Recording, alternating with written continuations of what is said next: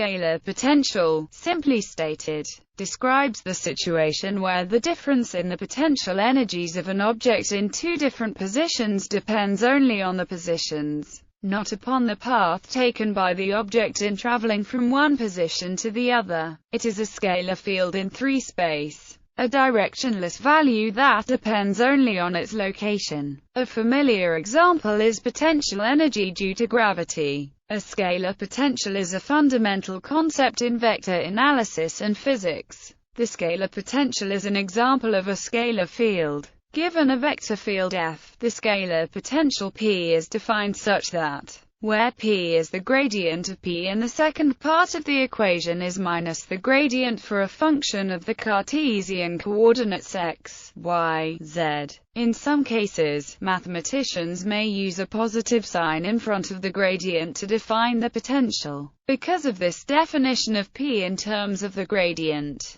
the direction of F at any point is the direction of the steepest decrease of P at that point. Its magnitude is the rate of that decrease per unit length. In order for F to be described in terms of a scalar potential only, the following have to be true. Where the integration is over a Jordan arc passing from location A to location B and P is P evaluated at location B. Where the integral is over any simple closed path, otherwise known as a Jordan curve. The first of these conditions represents the fundamental theorem of the gradient and is true for any vector field that is a gradient of a differentiable single-valued scalar field P. The second condition is a requirement of F so that it can be expressed as the gradient of a scalar function. The third condition re-expresses the second condition in terms of the curl of F using the fundamental theorem of the curl. A vector field F that satisfies these conditions is said to be a rotational. Scalar potentials play a prominent role in many areas of physics and engineering. The gravity potential is the scalar potential associated with the gravity per unit mass, i.e., the acceleration due to the field,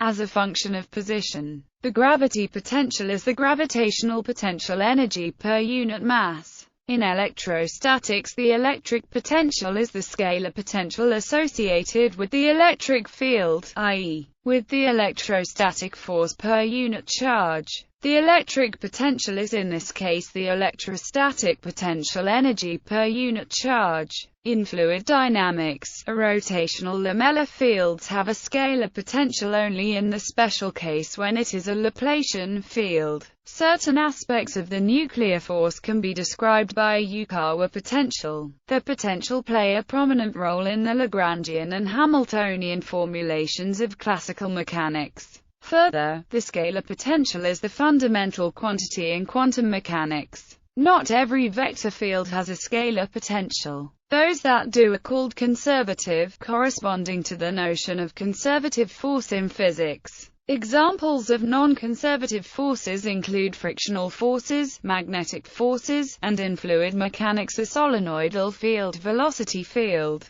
By the Helmholtz decomposition theorem, however, all vector fields can be describable in terms of a scalar potential and corresponding vector potential. In electrodynamics, the electromagnetic scalar and vector potentials are known together as the electromagnetic potential. Integrability conditions. If F is a conservative vector field, and its components have continuous partial derivatives, the potential of F with respect to a reference point is defined in terms of the line integral, where C is a parametrized path from to the fact that the line integral depends on the path C only through its terminal points and is, in essence, the path independence property of a conservative vector field. The fundamental theorem of calculus for line integrals implies that if V is defined in this way, then so that V is a scalar potential of the conservative vector field F. Scalar potential is not determined by the vector field alone. Indeed, the gradient of a function is unaffected if a constant is added to it. If V is defined in terms of the line integral, the ambiguity of V reflects the freedom in the choice of the reference point altitude as gravitational potential energy. An example is the uniform gravitational field near the Earth's surface. It has a potential energy where U is the gravitational potential energy and h is the height above the surface.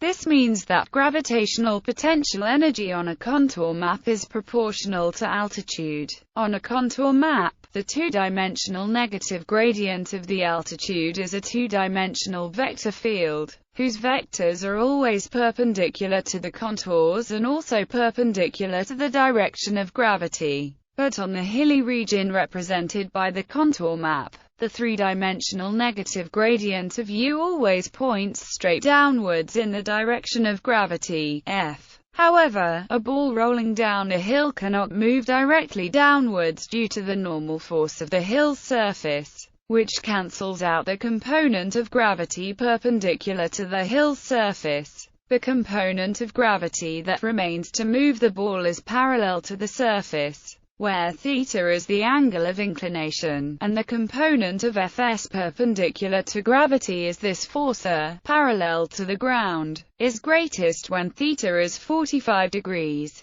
Let delta h be the uniform interval of altitude between contours on the contour map, and let delta x be the distance between two contours. Then so that however, on a contour map, the gradient is inversely proportional to delta x, which is not similar to force altitude on a contour map is not exactly a two-dimensional potential field. The magnitudes of forces are different, but the directions of the forces are the same on a contour map as well as on the hilly region of the Earth's surface represented by the contour map. Pressure is buoyant potential. In fluid mechanics, a fluid in equilibrium, but in the presence of a uniform gravitational field is permeated by a uniform buoyant force that cancels out the gravitational force. That is how the fluid maintains its equilibrium. This buoyant force is the negative gradient of pressure. Since buoyant force points upwards, in the direction opposite to gravity, then pressure in the fluid increases downwards.